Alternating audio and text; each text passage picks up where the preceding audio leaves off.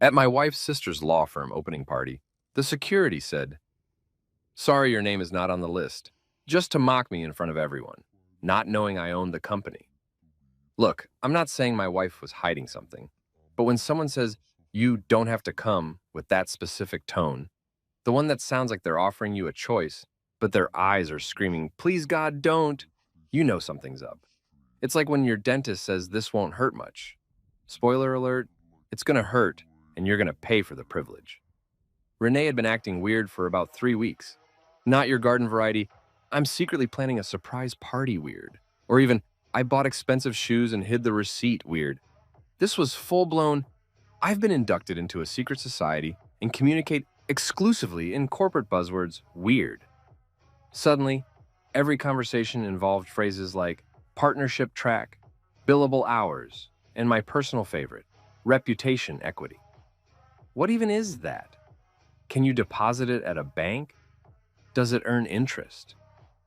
Her sister Charlotte was opening some fancy law firm downtown. Apparently, it was this massive deal: invite only, exclusive networking opportunity, pivotal career moment. When I asked if I should bring a gift, Renee looked at me like I'd suggested showing up in a clown suit. "No," she said, voice tight. "Just don't embarrass me." Nothing says, "I love and support you," quite like preemptive damage control, am I right? My assistant Leo caught the tail end of this delightful marital exchange, and he's worked for me long enough to recognize the signs of impending disaster. He raised one eyebrow, which, by the way, is his version of a five-alarm fire warning. "Sir," he said carefully, "this sounds like a trap." I took a long sip of my coffee, the good stuff from that place that charges $7 for what's essentially bean water. "Exactly," I told him, "and I intend to walk right into it with my eyes wide open and my credit cards maxed out on spite." He nodded slowly. "Shall I prepare the usual emergency protocols?" "Leo, my friend, I think we're going to need something special for this one." The thing is, Charlotte had never liked me. From day one, she treated me like I was some kind of mall kiosk salesman who'd somehow hypnotized her sister into marriage. And never mind that Renee and I met at a charity gala where she spilled an entire glass of Merlot on my Armani suit, and I laughed instead of suing. Never mind that we bonded over our mutual hatred of pretentious wine descriptions.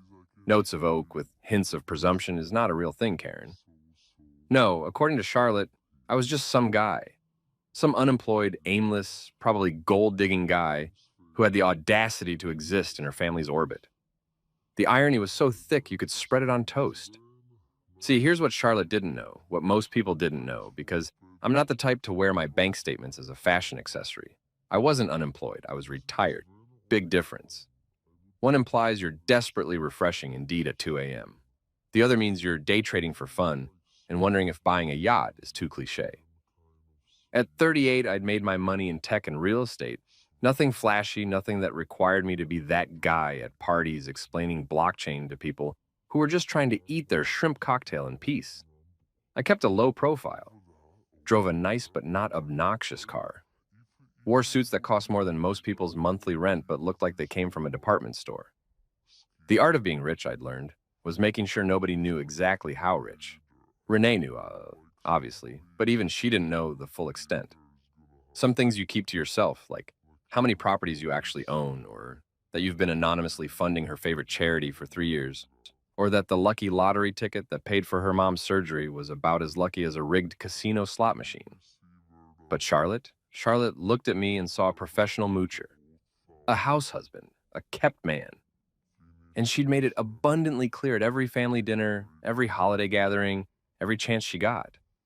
The little comments. "Oh, Julian's here. Guess someone's schedule was wide open." Or my personal favorite, "Must be nice not having to worry about alarm clocks." Yeah, it is nice, Charlotte, real nice. Almost as nice as owning the building your shiny new law firm is leasing without knowing who the actual landlord is. Did I mention that part? No? Well, buckle up, Buttercup, because that little detail is going to become very relevant very soon. The invite, sorry, the "you don't have to come" non-invite had arrived 3 days ago. Thick cardstock, embossed letters, the whole 9 yards. Very impressed with its self-stationery. It screamed, "We hired a designer who charges by the foil accent." The event was scheduled for Friday night, 7 p.m. at Charlotte's new firm in the Riverside District. The Riverside District, where I owned, about 40% of the commercial real estate, including, and this is where it gets good, the newly renovated building at 425 Riverside Plaza. You know, the one with the marble lobby and the fancy elevators and the lease agreement signed by one Holland and Price attorneys at law. When I'd seen the address on the invitation, I'd actually laughed out loud. The universe has a sense of humor, and apparently it's been taking notes from the same writers who do sitcom plot twists. Leo had researched the firm for me, because Leo is thorough like that, God bless him. Turns out Charlotte had partnered with some guy named Greg Price, a senior attorney who looked like his LinkedIn photo was taken by someone who owed him money. Together, they'd spent the last 6 months positioning themselves as the next big thing in corporate law. Press releases, social media campaigns, the works.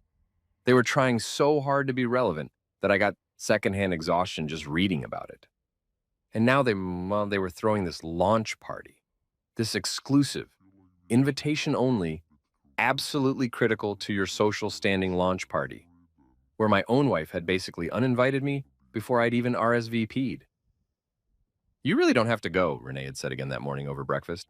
She was doing that thing where she wouldn't make eye contact, just kept rearranging her fruit salad like it was a Rubik's Cube. "It's going to be boring, just lawyer stuff. Networking." "Networking," I repeated. "You mean standing around pretending to care about other people's jobs while secretly wondering if the shrimp puffs are worth the small talk investment?" She almost smiled. Almost. "Something like that." "Sounds terrible." "It will be." "Can't miss it then." She finally looked up. "Julian." "Renee," I said, matching her tone, "your sister has been treating me like an unemployed freeloader for 5 years. I'm not missing the chance to support her new venture."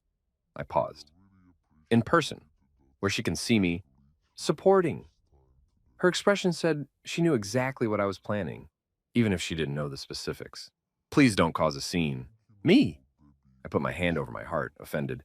"I'm the picture of decorum. I'm basically the poster child for appropriate social behavior. You're the poster child for controlled chaos. I prefer strategic disruption, but tomato. She sighed, but she didn't say no. And that, ladies and gentlemen, is what we call tacit approval. The kind you can't be blamed for later, but absolutely knew was happening in the moment.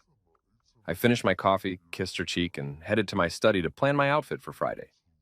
Because if there's one thing I've learned in life, it's this. You can forgive a lot of things, but you should never forgive being underestimated, man. And Charlotte had been underestimating me for half a decade. Time to collect on that interest. Friday night rolled around with all the inevitability of a tax audit, and I found myself standing in front of my bedroom mirror, having what I can only describe as a deeply personal conversation with my reflection about fabric choices. "Charcoal or navy?" I asked the mirror. The mirror, being an inanimate object, didn't respond. But I'm pretty sure if it could have, it would have said, "Charcoal, obviously, you're going for subtle intimidation, not a yacht club mixer." Charcoal it was. Three-piece suit, perfectly tailored, not too tight like I was trying to show off, not too loose like I'd borrowed it from my dad. Just right. The Goldilocks of power suits. I paired it with a crisp white shirt, a dark burgundy tie that said, "I have taste, but I'm not precious about it," and my favorite watch. The watch was nice, really nice. But unless you knew watches, you'd think it was just a regular timepiece. That was the point. People who know. Everyone else thinks you shop at Target. Italian leather shoes, polished to a shine that could probably deflect lasers. A square pocket fold, white linen, presidential style. None of that puffy nonsense that makes you look like you're smuggling a handkerchief hamster. I looked good. Not trying too hard good. More like, I woke up like this, and also I'm probably about to ruin your evening. Good. Renee had left 2 hours earlier to help set up, she'd said, which was hilarious considering the woman once showed up 45 minutes late to her own surprise party. Long story. Involved a lost shoe and a misread Google map. The party was at our house. Red flag number 112, if anyone's counting. Which I was. I'd been keeping a mental tally since this whole thing started, and we were well into triple digits territory now. I texted Leo. "Heading to the firm opening, wish me luck." His response came back immediately. "Do you want me to prep bail money or champagne?" "Both," I typed. "Maybe some of those fancy cheese cubes, too. The ones with the toothpicks. You're going to need more than cheese cubes, sir. Story of my life, Leo. The drive downtown was peaceful. Friday evening traffic had thinned out. Most people were already where they were going, either at home, enjoying their weekend freedom, or at some restaurant making poor decisions about appetizers. I had the classical music station on, something with violins that sounded vaguely murderous. Appropriate. The Riverside District at night is honestly gorgeous, I'll give it that. All lit up like someone made a deal with the electric company for unlimited power. Glass buildings reflecting other glass buildings in an infinite loop of architectural narcissism.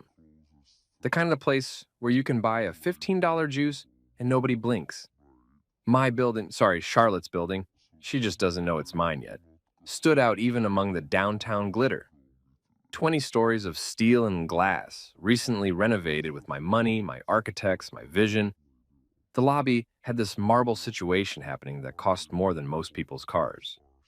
The elevators were the kind that moved so smoothly you didn't realize you were moving until you were already on floor 12, wondering if you'd experienced time travel. I'd bought the building 3 years ago as part of a larger portfolio acquisition. Good bones, decent location, undervalued because the previous owner had the business acumen of a drunk squirrel. I'd fixed it up, modernized it, turned it into premium office space, and then I'd done what any reasonable property mogul does. I'd hired a management company to handle the day-to-day so nobody knew I owned it. Hayes Real Estate Group handled all my properties under an LLC structure so complex that even my accountant sometimes needed a flowchart and a prayer. The lease agreements went through the property manager. The maintenance requests, the rent payments, all of it, handled by people who probably didn't even know my name. Perfect deniability, perfect anonymity, and perfect irony when your sister-in-law signs a lease without realizing her supposedly unemployed brother-in-law is her landlord. I parked in the underground garage, owner's spot, naturally, though I'd told Victor to take the night off. Sometimes you need your driver, sometimes you need to make your own dramatic exit. This felt like an own dramatic exit kind of evening. The elevator ride up was accompanied by smooth jazz, which is apparently what rich people think other rich people want to hear while traveling vertically. I hummed along. Why not? I was in a good mood. The kind of good mood you get when you're about to witness karma doing its thing in real time. The doors opened on the 10th floor where Charlotte's firm occupied the entire level. I could hear music and laughter echoing down the hallway. The party was already in full swing. I straightened my tie, rolled my shoulders back, and channeled every ounce of casual confidence I'd learned from years of not giving a damn what people thought. Time to make an entrance. Or rather, time to get denied entry to my own building. Because here's the thing about cosmic justice. It likes to start with a little humiliation before delivering the punchline. Keeps things spicy. The universe, it turns out, is kind of a drama queen. But so am I, so let's do this. The hallway leading to Charlotte's firm looked like someone had confused professional law office with nightclub in Dubai. There were lights, so many lights. Gold accents everywhere, and a red carpet runner, because apparently we're at the Oscars now. And standing at the door like the world's least friendly bouncer was a security guard in a suit that fit him like a sausage casing. The guy was built like a refrigerator with a bad attitude. Buzz cut, earpiece, clipboard, the whole intimidating package. He looked at me the way airport security looks at someone who packed 3 bottles of suspicious liquid.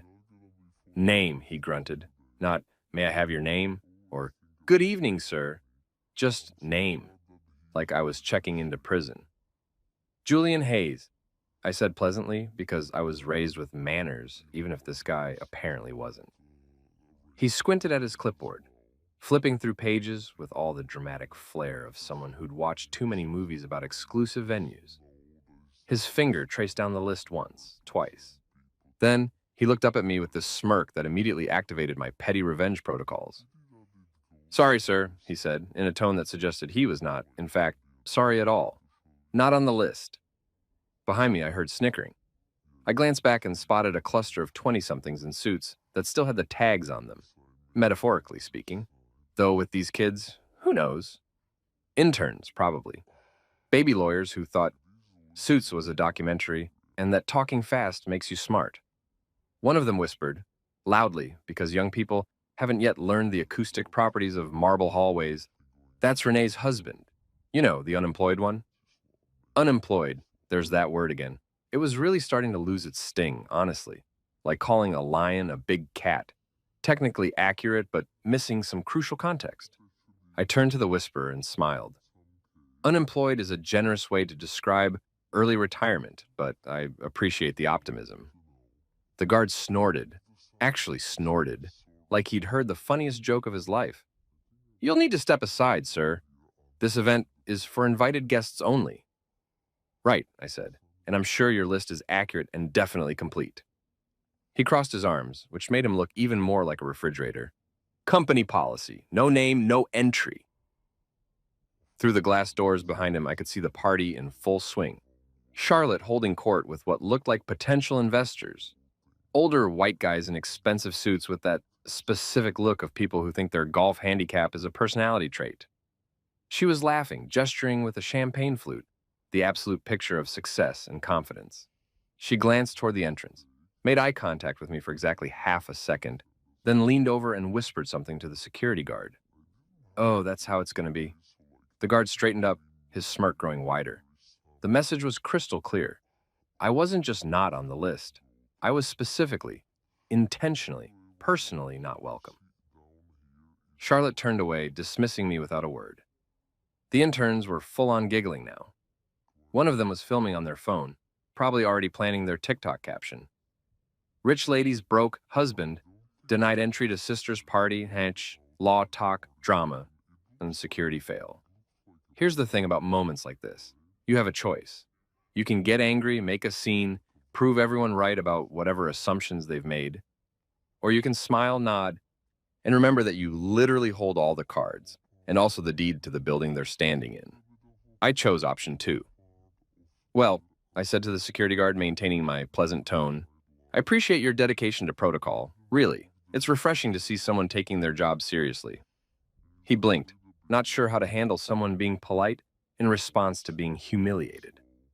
I straightened my jacket, gave the interns a little wave, which made them giggle harder. Poor kids didn't know they were laughing at their future career obstacle, and walked away from the main entrance. But here's what none of them knew. Every building has multiple entrances, and when you own the building, you know all of them. I took the elevator back down to the parking garage, walked across to the service entrance, past the loading dock where delivery trucks dropped off overpriced office supplies, and used my key card to access the owner's entrance. 'Cause yes, I have a key card. Several, actually, in different colors. I'm particular about my security access aesthetics. The owner's elevator is different from the public ones. Faster, quieter. No smooth jazz, just blessed silence. It opens directly into a private hallway that connects to every floor. I took it to the 10th floor, exited through the side corridor, and emerged into the party through the catering entrance. Nobody noticed. They were all too busy networking, which is just a fancy word for pretending to like people who might be useful later. I grabbed a champagne flute from a passing waiter, who gave me a look that said, "You're not supposed to be here, but also, I'm not paid enough to care," and surveyed the scene. The firm's logo is projected on the wall in massive gold letters. Holland and Price, attorneys at law. Very official, very impressive, very much displayed on my wall, in my building, at my sufferance. I chuckled to myself. Cute. They forgot the subtitle, and owned by Hayes Holdings. Across the room, Renee spotted me and froze mid-conversation, her wine glass suspended halfway to her lips. Her eyes went wide, that specific combination of horror and fascination that wives reserve for moments when their husbands are about to do something spectacular and stupid. Her expression said, "What are you doing here?" My smile said, "Just ruining egos, dear. Your sisters, specifically. Maybe that's smug security guards. We'll see how the evening unfolds." I raised my champagne flute in a little toast just to her. She closed her eyes, took a long drink of wine, and I knew she was mentally preparing for whatever chaos was about to unfold. Smart woman. I married well. Charlotte hadn't seen me yet. She was still performing for her audience, talking with her hands, probably explaining how she'd built this empire from nothing. And by nothing, I mean her trust fund and my real estate. I made my way through the crowd, nodding at strangers, avoiding the interns who'd mocked me earlier. Let them think I'd somehow snuck in. It would make the reveal even better. The party was exactly what I'd expected. Loud, self-important, and smelling faintly of desperation masked by expensive cologne. The kind of event where everyone's trying to prove something to everyone else, and nobody's actually having fun. There were ice sculptures shaped like gavels, subtle, waiters carrying trays of tiny food that cost $5 per bite, and a DJ playing music that was just slightly too loud for conversation but not loud enough to dance to, the worst possible volume. I positioned myself near the bar, prime real estate for observing drama, and waited. Charlotte was making her way around the room, working the crowd like a politician at a fundraiser, schmoozing investors, laughing at jokes that probably weren't funny. The whole performance. Eventually, inevitably, our paths crossed. Look, I've been to a lot of parties in my life. Good ones, bad ones, ones where someone's uncle got drunk and started explaining cryptocurrency to a plant. But there's something special about a party thrown by people who are trying way too hard to convince everyone, including themselves, that they've made it. This was that party. Charlotte was in her element, floating around like she'd personally invented the concept of success. She had that glow, not from happiness, but from the sheer satisfaction of thinking she'd proved everyone wrong. The firm was hers, the party was hers, the future was hers, except, the building wasn't. But we'd get to that. I was 3 sips into what was admittedly very good champagne when she finally noticed me. The recognition hit her face in stages. Confusion, how'd he get in? Annoyance, who let him in? And finally, irritation. I'm going to have to acknowledge him, aren't I? She excused herself from her conversation. Some guy who looked like his personality was I own boat shares, and glided over with a smile so fake it should have come with a warranty. Julian, she said, voice pitched at that specific frequency of forced enthusiasm. You made it. We didn't have you down as confirmed. Translation. I specifically didn't invite you. How dare you show up anyway? Yeah, I said, swirling my champagne casually. The invite must have gotten lost. You know how it is. Probably buried under one of your overdue invoices. Her smile cracked. Just a hairline fracture, but I saw it. Invoices? Rent, I said helpfully. For the building. This building, actually. Funny story about that. Remind me to tell you later. She blinked, then recovered, pivoting smoothly into hostess mode. Let me introduce you to some people. Can't wait, I said. She led me over to a cluster of lawyers who looked like they hadn't genuinely laughed since their law school graduation photos. You know the type. Expensive suits, practice smiles, personalities that had been professionally Xeroxed from successful person template 3. Everyone, Charlotte announced. This is my brother-in-law, Julian. He's self-employed. The way she said self-employed made it sound like a communicable disease. I nodded politely. That's one word for it. I prefer independently wealthy, but potato. One of the lawyers, a guy with hair gel that could probably withstand a Category 5 hurricane, extended his hand. What field are you in? Real estate mostly, I said. Some tech investments. Little bit of this, little bit of that. Actually, funny you should ask. I own this building. The hand extending stopped mid-shake. Sorry, he said. The building, I repeated, gesturing around. This one, 425 Riverside Plaza. Hayes Real Estate Group. That's me. Well, one of my companies. I have several. Charlotte's face had gone through interesting color changes. We'd started at confident tan, and were now approaching alarmed beige. Julian likes to joke, she said quickly.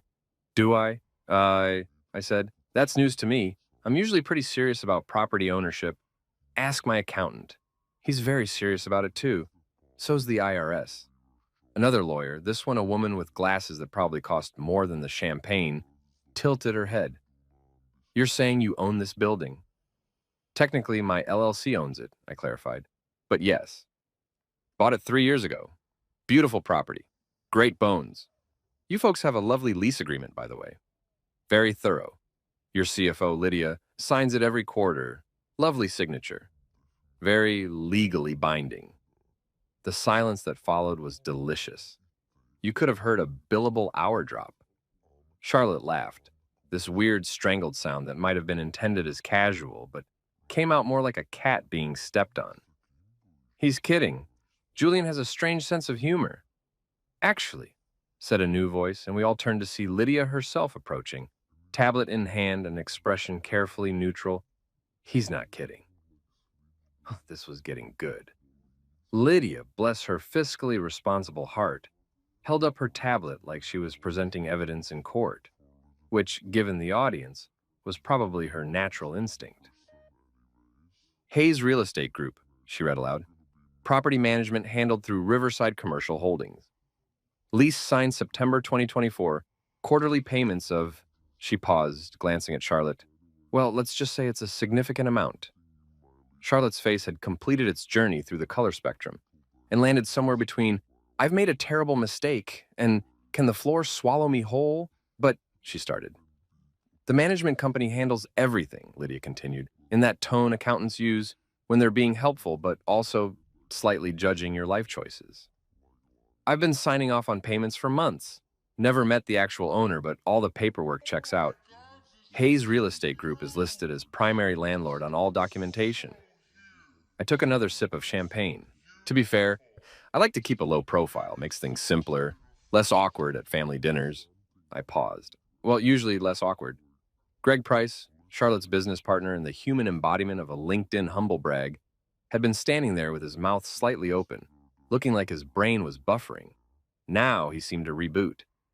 This is highly unusual, he said, which was lawyer speak for, I don't know what to say, but I need to say something. Is it? I asked. I thought owning commercial property and leasing it to businesses was pretty standard. Unless they changed capitalism recently and nobody told me. Did they change it? I should really read the news more. One of the interns, who'd been filming earlier, had somehow migrated closer to our conversation. Phone still out. This was going to be all over social media within the hour. I could already see the caption, plot twist. The unemployed husband owns the building, #legal drama, landlord. Checked your lease? Charleval pulled herself together. I had to admire the effort, honestly. Years of courtroom training don't just disappear because your smug assumptions just got demolished. Well, she said, voice tight, this is certainly unexpected information. Unexpected, I said. The lease has been active for 8 months. That's like, what, 2 full quarters of rent? Pretty sure expectations were set around payment number 1. I mean, unexpected that nobody mentioned. She was floundering. Charlotte never floundered. This was like watching a shark try to understand why the water suddenly disappeared. That nobody mentioned I own commercial real estate? I finished helpfully. Yeah, I don't usually lead with that at family barbecues. Tends to make people weird about asking for seconds.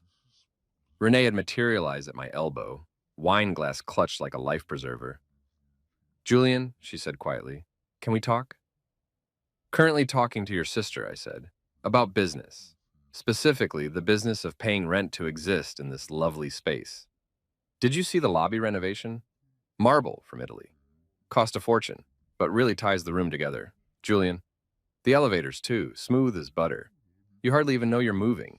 That's quality engineering right there. Julian, I turned to her, eyebrows raised in innocent inquiry.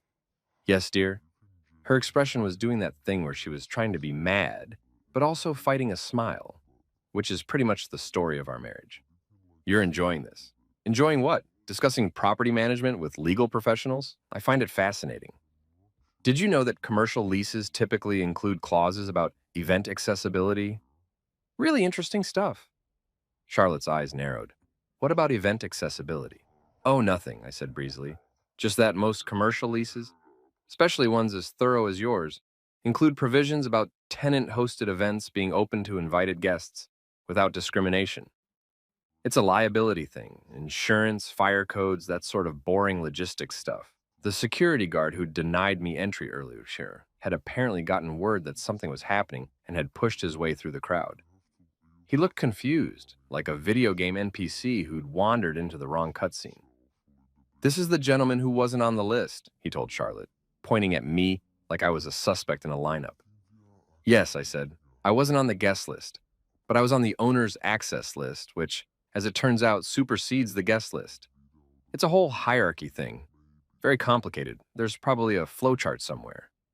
The guard looked at Charlotte. Charlotte looked at Lydia. Lydia looked at her tablet. The tablet, being an inanimate object, offered no help whatsoever. "Sir," the guard said slowly, "you said you were invited." "Did I?" I interrupted. "Pretty sure I just said my name was Julian Hayes, which it is. Still is, actually. Haven't changed it in the last 20 minutes. You implied, I implied nothing. You assumed. There's a difference. One involves me making claims. The other involves you jumping to conclusions. Both are valid approaches to information processing, but only one of them is my responsibility." Greg Price cleared his throat.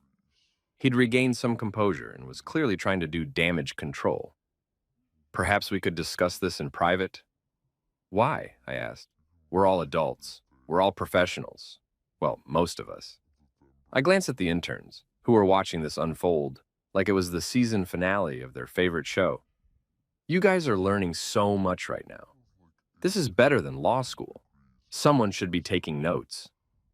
One of them actually started typing on their phone. "The point is," Greg continued, clearly trying to steer this conversation back to something resembling professionalism, "if there's been a misunderstanding about the lease terms or the ownership structure—" "No misunderstanding," I said cheerfully. "Everything's crystal clear. You lease space from Hayes Real Estate Group. I own Hayes Real Estate Group. The math is pretty straightforward. 1 + 1 equals I'm your landlord." "But you never said—" "You never asked," I pointed out. "Not once in all these months did anyone think to inquire about who owned the building. You just paid rent, enjoyed the amenities, and hosted this lovely party. Which, by the way, is great. Really nice turnout. The ice sculpture is a bit much, but I respect the commitment to theme." Charlotte found her voice again, though it came out slightly strangled. "Why didn't you tell us?" "Tell you what? That I own commercial property? Should I announce that at Thanksgiving dinner?" "Pass the potatoes. Also, I'm your landlord?" "Seems awkward. You let us think—" "I let you think whatever you wanted to think," I corrected. "I never lied, never misled. You made assumptions based on—" "What exactly? The fact that I don't go to an office every day? The fact that I prefer not to discuss my finances at family gatherings? Revolutionary concepts, I know." Renee tugged my arm. "Can we please talk? Privately?" I looked at her, saw the genuine distress in her eyes, and felt a tiny pang of guilt. Tiny, very small, microscopic really, but present. "Fine," I said. Then to Charlotte, "Excuse us. Family business, you understand?" Charlotte looked like she understood nothing and everything all at once, which is the facial expression of someone whose world just tilted 45 degrees sideways. As Renee dragged me toward a quieter corner, relatively speaking, since the DJ was still playing music at an aggressive volume, I heard Greg say to Lydia, "Get me the complete lease file. Every page, every addendum, everything." "Already pulling it up," Lydia replied, fingers flying across her tablet. Professional panic, my favorite kind. Renee found us a semi-quiet spot near the windows overlooking downtown. The view was spectacular. I'd specifically chosen this building partly for this view. Money can't buy happiness, but it can buy a really nice vista, which is basically the same thing. "What are you doing?" she hissed, keeping her voice low, even though the music covered most of our conversation. "Existing," I said. "Breathing, drinking champagne. The usual Friday night activities. You know what I mean." "Do I?" "Julian." She used my full name, which meant business. "You're embarrassing my sister." "Am I, or is she embarrassed because she spent 5 years treating me like a deadbeat and just found out I own the ground she's standing on? Literally, I own this floor, and the 9 below it, and the 10 above it." "You could have told her." "Why? Would it have changed anything? Would she suddenly have been nice to me at Christmas? Would she have stopped making those little comments about how I don't really work and how Renee takes care of me? Would she have stopped implying I'm some kind of gold digger who trapped her sister?" Renee opened her mouth, then closed it, because we both knew the answer was no.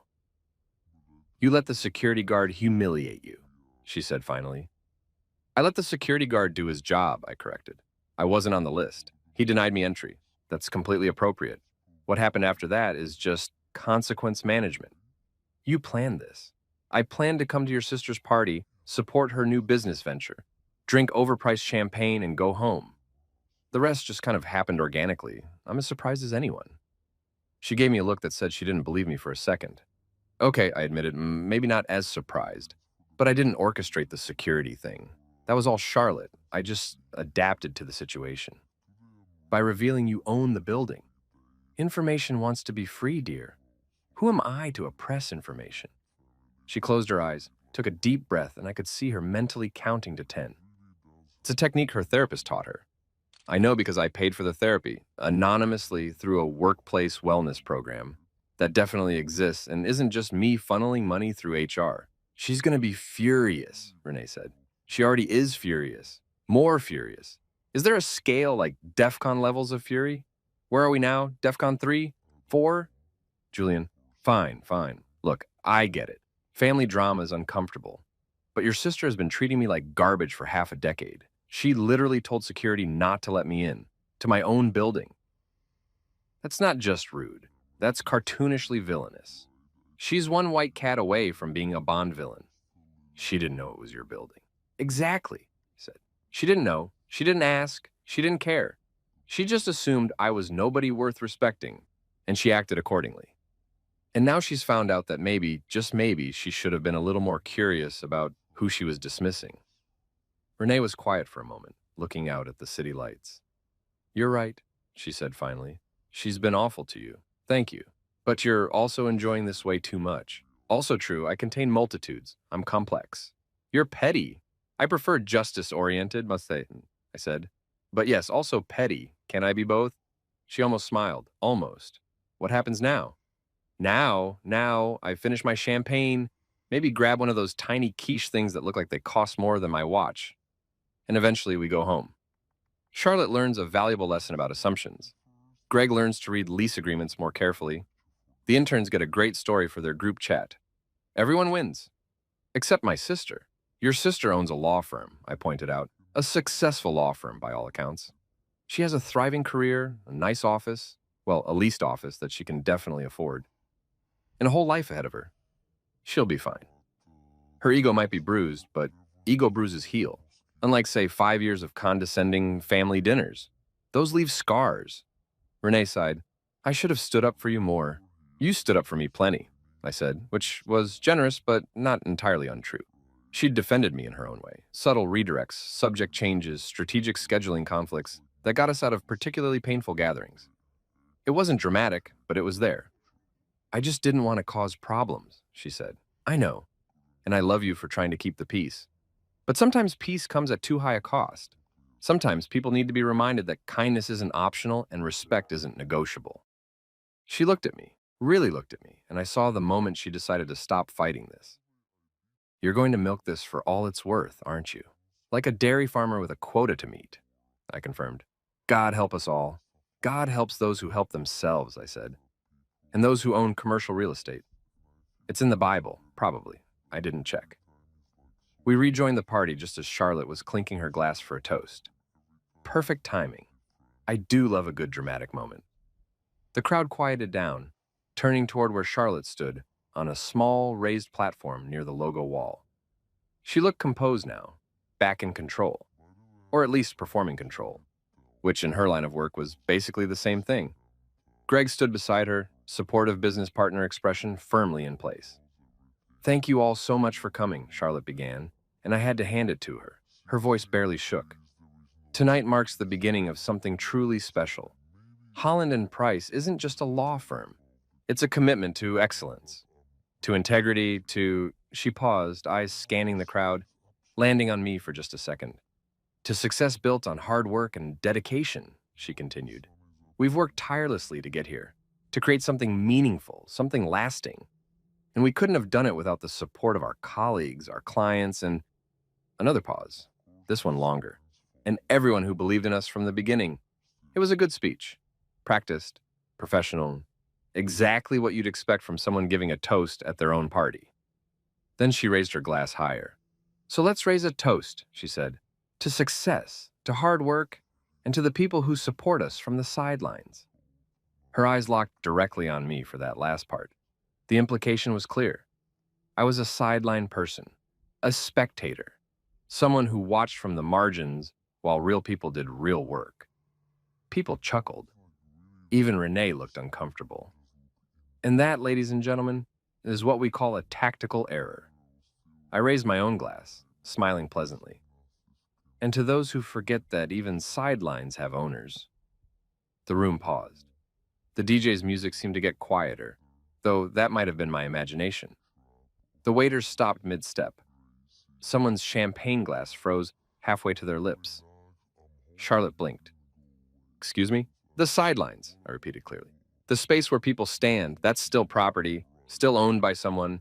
Just wanted to add that addendum to your lovely toast. I took a sip of champagne, maintaining eye contact. You're welcome, by the way, I added.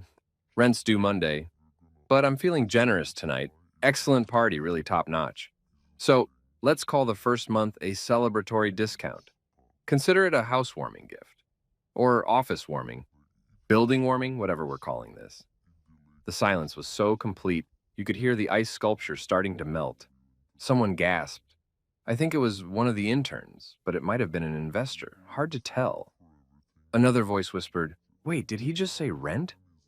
And another, "He actually owns the building?" Lydia, still clutching her tablet like a security blanket, nodded confirmation. "He owns the building!" Charlotte's glass slipped from her hand. In slow motion, because of course the universe would make this cinematic, it tumbled through the air, champagne arcing in a golden spray, and shattered on the marble floor. The crash echoed through the suddenly silent room. Perfect punctuation. I couldn't have planned it better if I'd tried. Here's what they don't tell you about moments of social nuclear detonation. They're followed by this weird, suspended silence where everyone's brain is trying to catch up with what just happened. It's like the pause between lightning and thunder, except instead of thunder, it's a room full of lawyers processing an ego implosion. Charlotte stood there, broken glass at her feet, champagne staining the hem of her dress, looking like someone had just told her the bar exam results were a clerical error and she'd actually failed. Greg Price had gone pale, and I mean pale, like someone had drained his blood and replaced it with corporate anxiety. The investors looked confused. The interns looked delighted. The waiters looked like they were calculating whether this drama would result in better tips. And I stood there, champagne glass raised, the picture of casual innocence.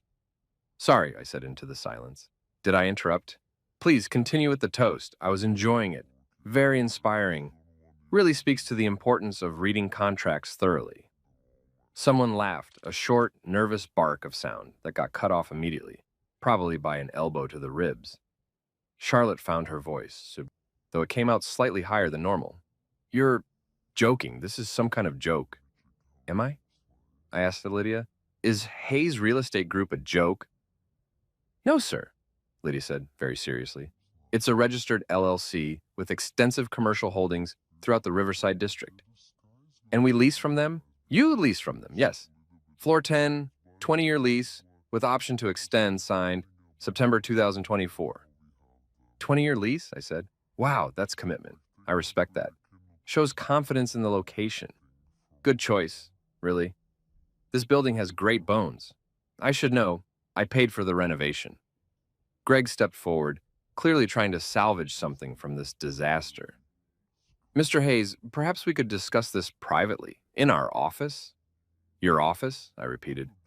"You mean my floor that you're leasing for your office?" "Yeah, that. Could we—" "Sure," I said agreeably. "Though technically, as the property owner, I could have this conversation anywhere in the building. Elevators, stairwells, that weird storage closet on floor 6 that nobody uses. I own all of it." I wasn't helping. I knew I wasn't helping.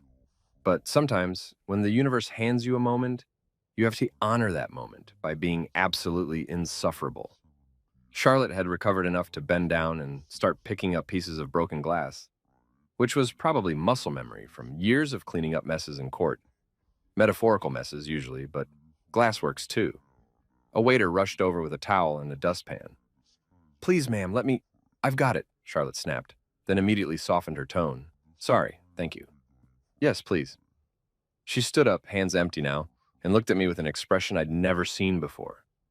Complete and total uncertainty. Charlotte was never uncertain.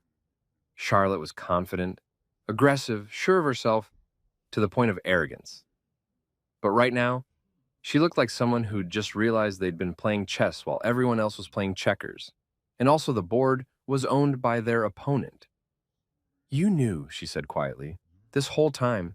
You knew we were leasing from you. I knew I owned the building, I corrected. I didn't know you'd leased space until I saw the invite. That was a fun surprise. Like a little gift from the universe. Hey, Julian, remember how your sister-in-law thinks you're useless? Well, plot twist. Why didn't you say something? Why would I?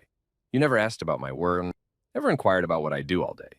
You just assumed nothing and ran with it. I'm not responsible for correcting assumptions you never bothered to verify. Greg cleared his throat again. He was going to develop a chronic throat condition at this rate. Perhaps we got off on the wrong foot. Did we get off on any foot?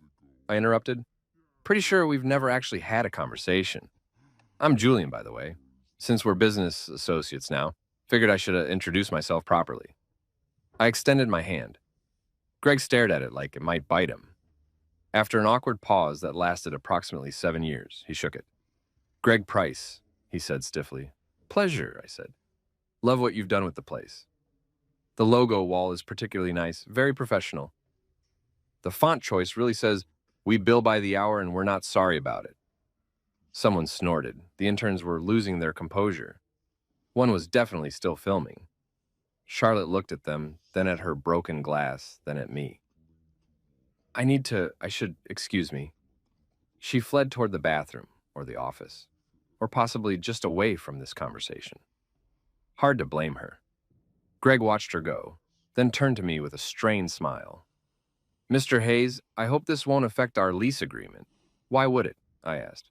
Business is business. You pay rent, you get space. Simple transaction. As long as checks clear and nobody denies me entry to my own property, we'll get along fine. He winced. About that. Water under the bridge, I said magnanimously.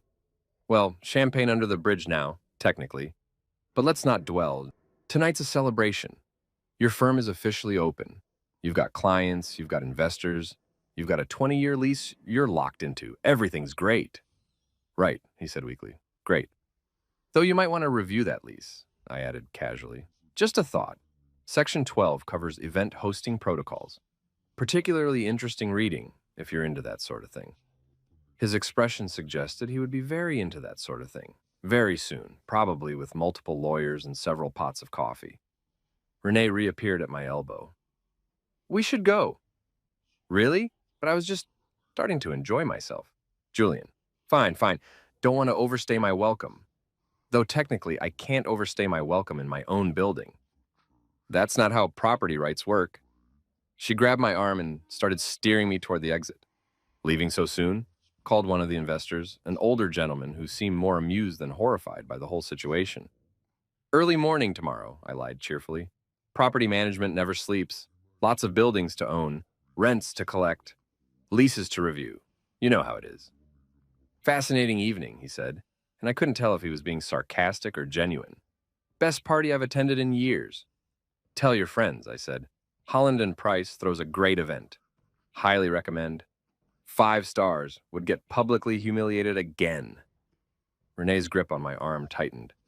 We made it to the elevator, the public one, since I figured we'd caused enough chaos for one evening. As the doors closed, I caught one last glimpse of the party. Greg talking rapidly into his phone, Lydia pulling up documents on her tablet, the interns absolutely losing it in the corner, and Charlotte emerging from wherever she'd disappeared to, looking determined and slightly murderous. The elevator descended in smooth, expensive silence. That was, Renee started. Satisfying, I offered. I was going to say, a disaster. Can it be both? She laughed despite herself, a short, helpless sound. You're terrible. I'm petty, I corrected. There's a difference. Terrible implies random chaos. Petty is targeted, purposeful chaos. You enjoyed that way too much. Guilty, I admitted. Though in my defense, she did call me a sideline person at my own property. That's just asking for trouble. The elevator doors opened onto the lobby. My beautiful, expensive marble lobby that I'd spent 6 months renovating.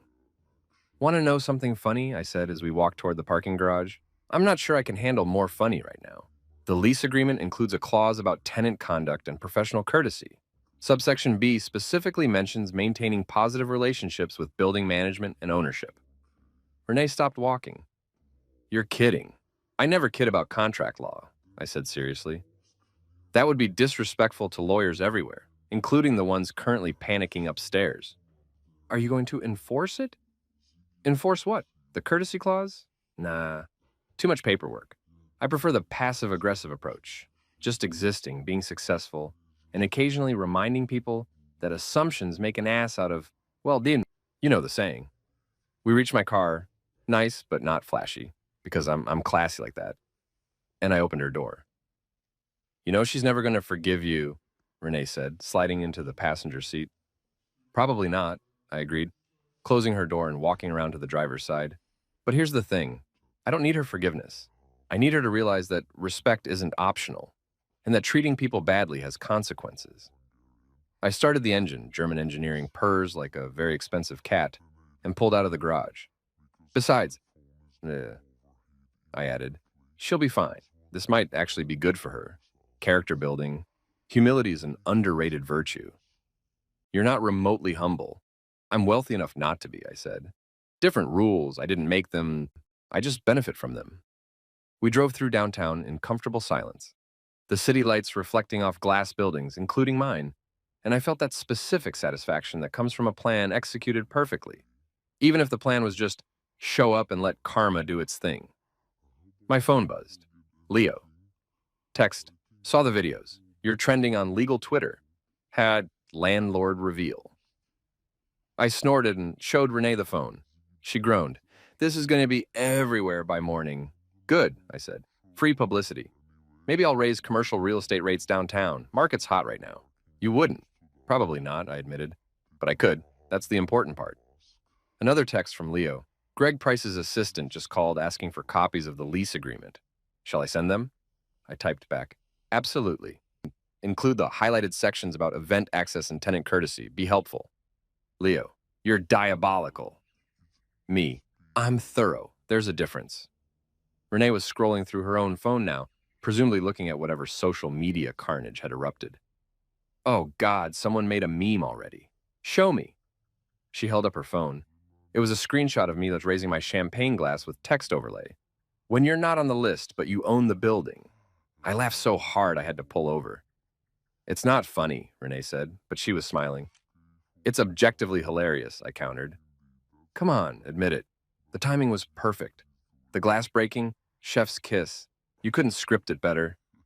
Charlotte's mortified. Charlotte's learning, I corrected. There's a difference.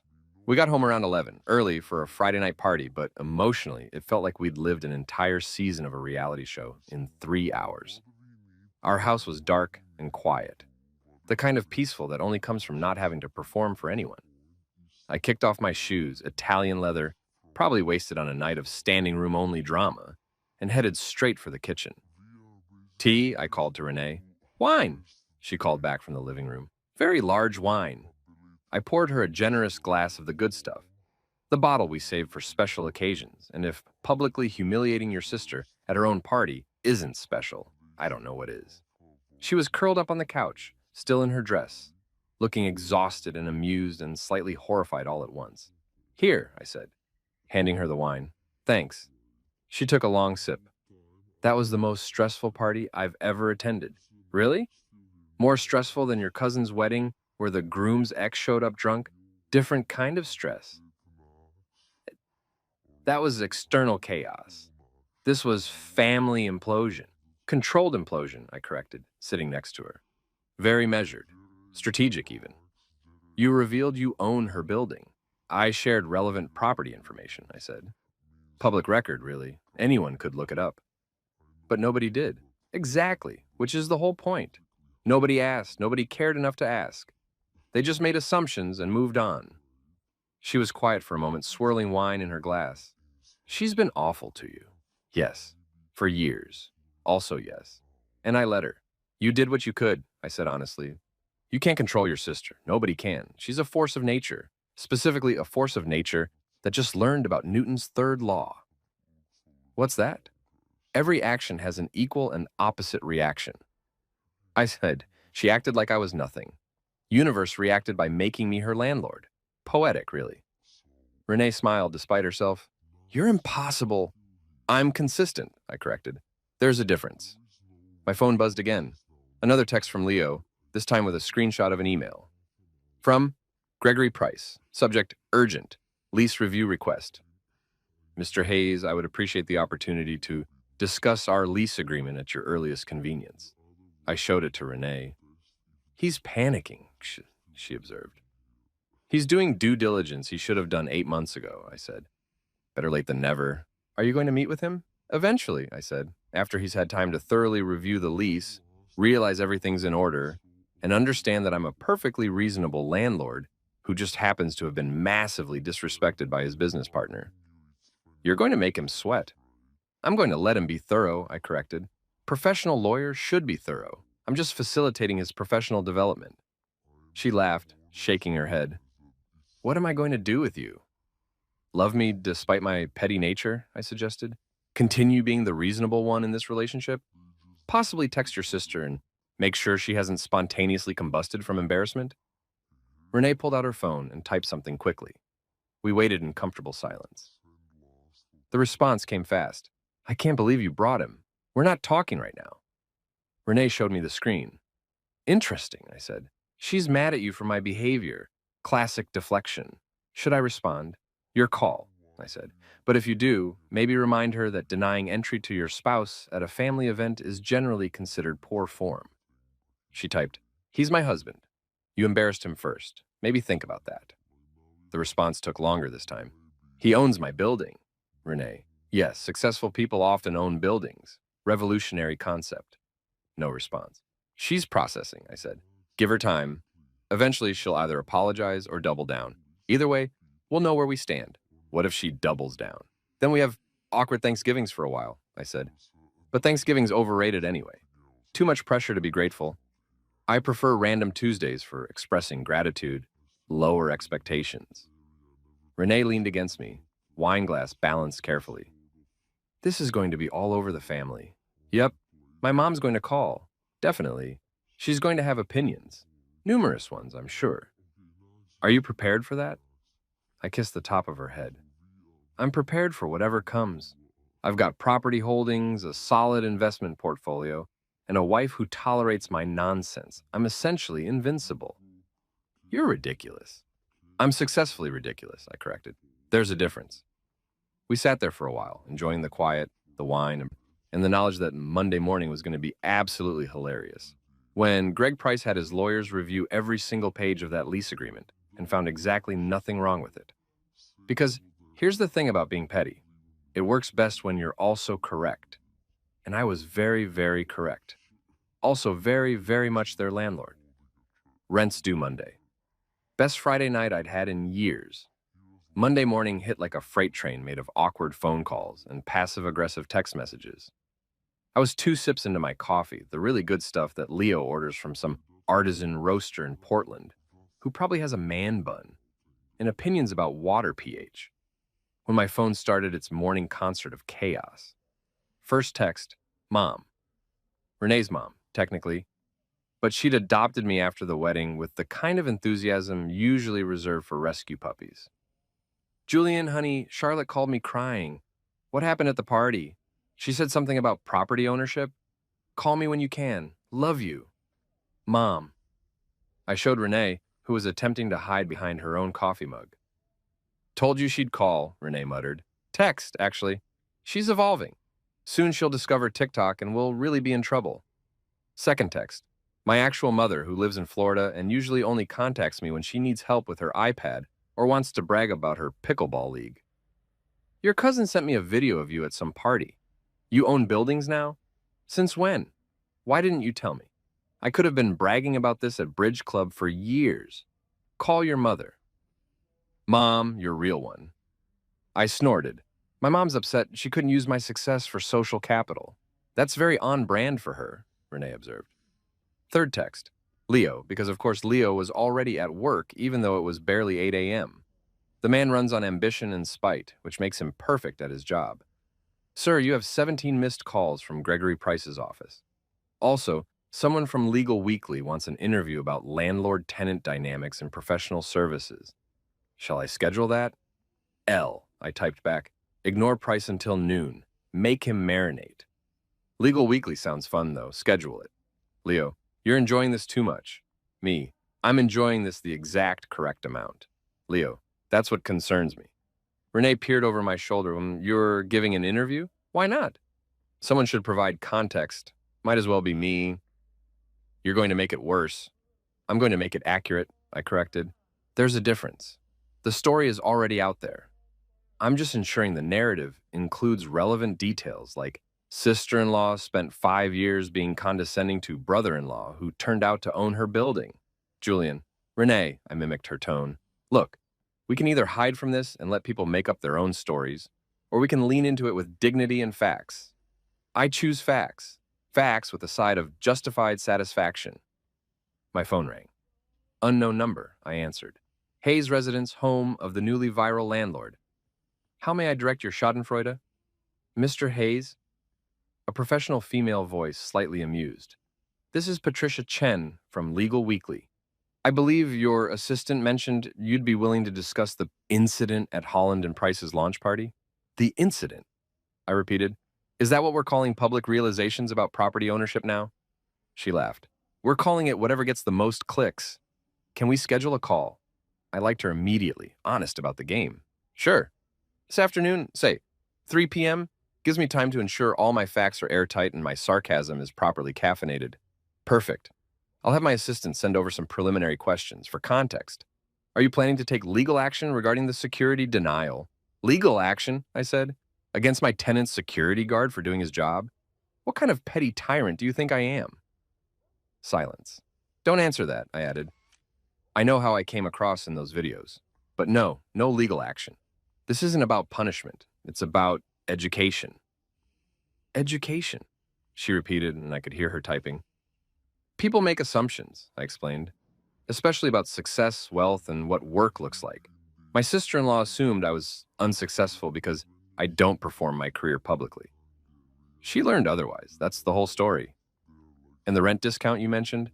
Real, I confirmed. First month free. Call it a building warming gift. I'm not actually trying to bankrupt them. I'm just trying to remind everyone that respect is free and should be distributed liberally. More typing. This is great.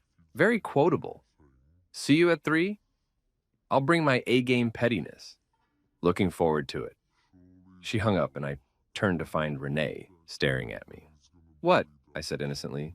You just agreed to a media interview about embarrassing my sister. I agreed to a media interview about property rights and professional respect, I corrected. If your sister happens to be the illustrative example, well, that's just good journalism. She groaned and stood up, taking her coffee toward the stairs.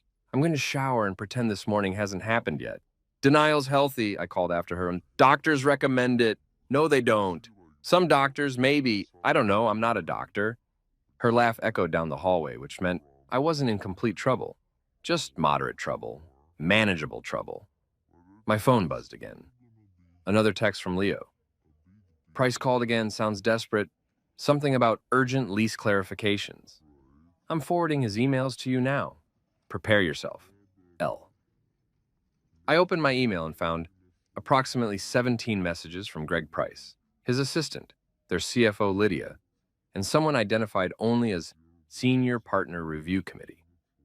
The subject lines were a journey. Lease agreement questions. Urgent. Lease terms clarification. Building ownership verification.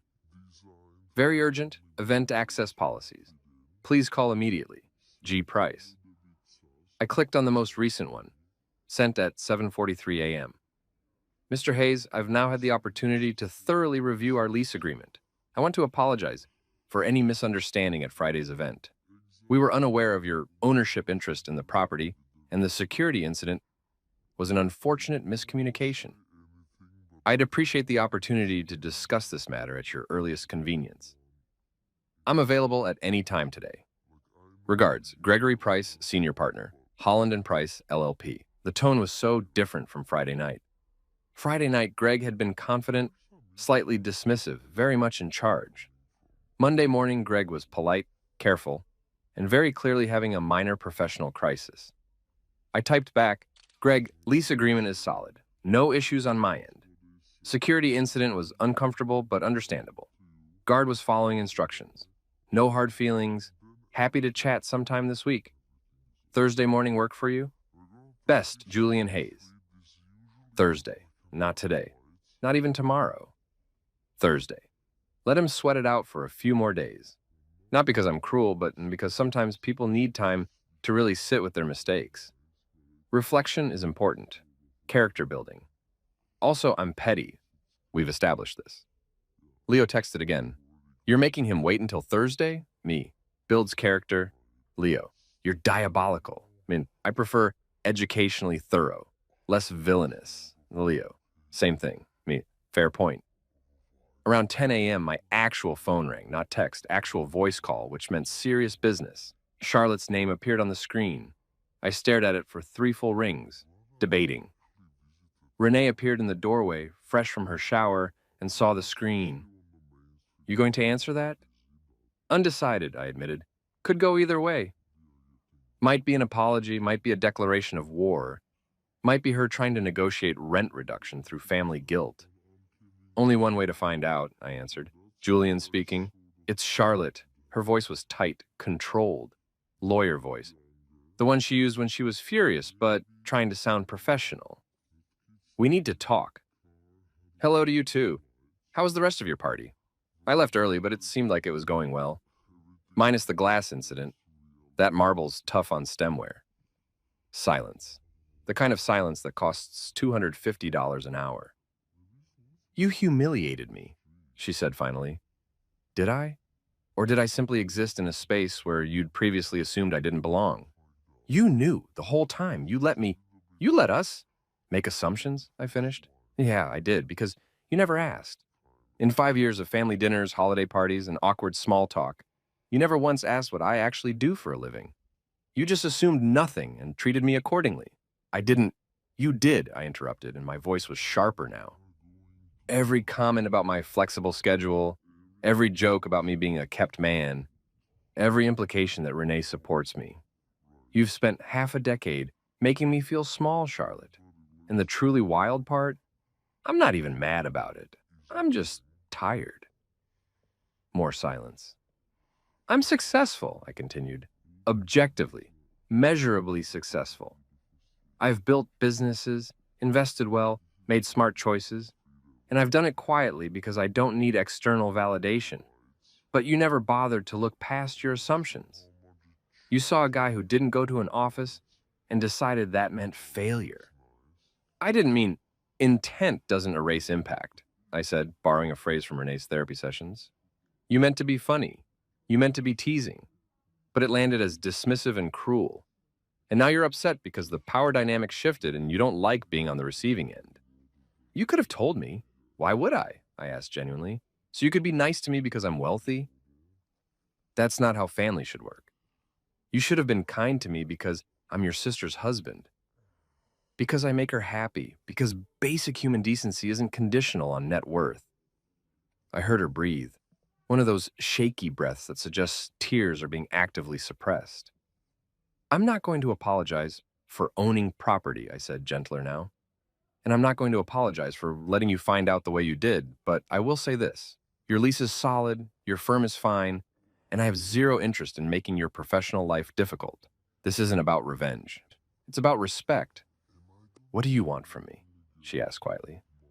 An acknowledgement that you were wrong about me, I said. That's it. No grand apology tour, no public statements, just admit that you misjudged me and maybe consider being more curious about people before deciding who they are. Long pause. I was wrong about you, she said finally. I'm sorry. It wasn't effusive, it wasn't dramatic, but it sounded genuine, which was more than I'd expected. Thank you, I said. That actually means something. Are we okay? We're getting there, I said. Rome wasn't built in a day. Also, I own several properties in Rome. Well, investments in Roman real estate trusts. Close enough. She laughed. Short, slightly strangled, but real. You're impossible. I'm consistent, I corrected. Ask your sister. Can we, she paused, can we maybe have coffee sometime? Without the lawyers and the party and the public humiliation? Sure, I said. I'm free Thursday afternoon after I meet with your business partner to assure him I'm not an evil landlord. You're enjoying this. A little bit, I admitted, but less than you'd think. Mostly, I'm just relieved we're talking like adults. Me too, she said quietly. Julian? Yeah? I really am sorry for all of it. The comments, the jokes, the assumptions. You didn't deserve that. No, I agreed. I didn't, but we're family, so we'll figure it out. That's what family does, eventually, and after significant drama and possibly some property-related revelations. She laughed again, more genuine this time. Thank you for the rent discount. You're welcome. Consider it an investment in future family harmony. We hung up, and I sat there for a moment, phone in hand, feeling something I hadn't expected. Relief. Renee appeared again. How'd it go? Better than expected, I admitted. She apologized. Actual apology, not lawyer apology. That's good. It is, I agreed. Doesn't erase 5 years of condescension, but it's a start. You going to meet with Greg on Thursday? Yep. Reassure him I'm not going to evict them or raise rent or install hidden cameras. Standard landlord stuff. You're a weird person. Successful weird person, I corrected. There's a difference. She kissed the top of my head. I'm glad you two talked. Me too. Now I can be petty with a clear conscience. The interview will be respectful and factual, I promised. With maybe a light touch of justified satisfaction, but mostly professional. I don't believe you. Smart woman, that's why I married you. The interview at 3 p.m. went exactly as expected. Professional questions, candid answers, and Patricia Chen laughing at approximately 70% of my responses. So let me get this straight, she said. You've owned this building for 3 years. Your sister-in-law signed a lease 8 months ago, and nobody connected the dots until you were denied entry to your own property? That's the story, I confirmed. Though to be fair, the lease was signed by their CFO. Charlotte probably never looked at the ownership details. Why would she? The lease was solid, the terms were fair, and Hayes Real Estate Group operates through a management company. But you knew they were leasing from you. I found out when I saw the party invitation, I said, which was ironic timing. And you didn't tell them. Why would I? I didn't lease them the space to create awkward family dynamics. I leased it because they needed office space and the building had availability. The fact that we're related is just cosmic humor. Some people are calling you petty. Some people are correct, I said cheerfully, but I prefer educationally petty. There's a lesson here about assumptions and respect. What lesson? Don't judge people based on what you think you know, I said. Ask questions. Be curious. Success doesn't look the same for everyone. Some people wear suits to offices, and some people own the offices and wear pajamas at home. Both are valid. And the security incident was the natural consequence of Charlotte not putting me on the guest list, I said. The guard was doing his job. I don't fault him. I fault the system that assumed I wasn't important enough to be there. But you literally owned the building, which nobody knew, which is the point. Respect shouldn't be conditional on wealth or status. It should be baseline. Everyone deserves basic courtesy, whether they're a billionaire or a barista. Patricia was quiet for a moment. That's actually a really good point. I have those occasionally, I said. Between bouts of petty revenge and property management. She laughed. This is going to be a great piece. Thank you for your time, Mr. Hayes. Call me Julian. And Hayes makes me sound like a supervillain. Are you sure you're not? Supervillains don't offer rent discounts, I pointed out. We're very generous, actually, magnanimous even. We? I'm speaking for all not actually villainous landlords, I said. It's a small community. We meet every third Thursday. There's a newsletter. You're making that up. Entirely, I admitted. But wouldn't it be great if it existed? We ended the call on good terms, and I immediately texted Leo. Interview done. I was charming and only moderately sarcastic. Leo. I'll believe it when I read it. Me. Ye have little faith. Leo. I have plenty of faith in your ability to cause chaos while sounding reasonable. Me. Best compliment I've received all day. By Tuesday afternoon, the article was live. When your landlord shows up to your party, a tale of assumptions and commercial real estate. It was fair, balanced, and quoted me extensively, including the part about respect being free and should be distributed liberally. which apparently resonated with people. The comments section was predictably divided. This guy is a legend. Love that he let them dig their own hole. Kind of petty though, why not just tell them up front? Because she treated him like garbage for years. He doesn't owe her advance notice of his success. Landlords are parasites, but this one is at least funny about it. That security guard is about to be so